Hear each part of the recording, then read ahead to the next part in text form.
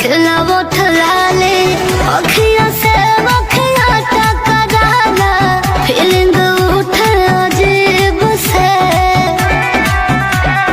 देखे द चेहरा करीब से मिलल बाड़ू तू नसीब से।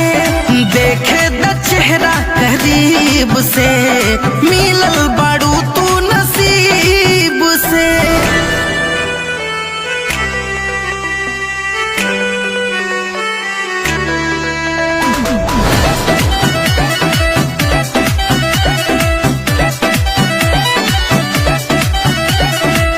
सांस है धड़कन में धीरे से आके समा गईला।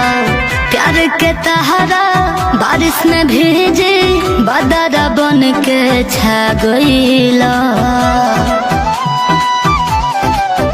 तू बाड़ू बड़ी खूबसूरत हो बन गईलू हमार जरूरत हो। इश्क के जमीन तू ना पा नेह के जोरीब से। देखे द चेहरा करीब से मिलल बाड़ू तू नसीब से। देखे द चेहरा करीब से मिलल बाड़ू तू नसीब से।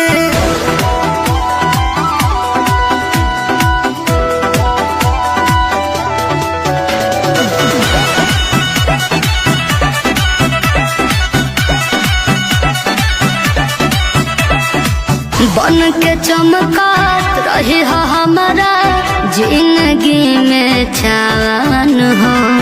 मान ले बानी तो के दिल से हम भगवान हो। अब मिले न कहीं सुकून हो सब जाना तारे अर्जुन हो। तोहर बारे में सोच कहिला होई मिलन हबीब से।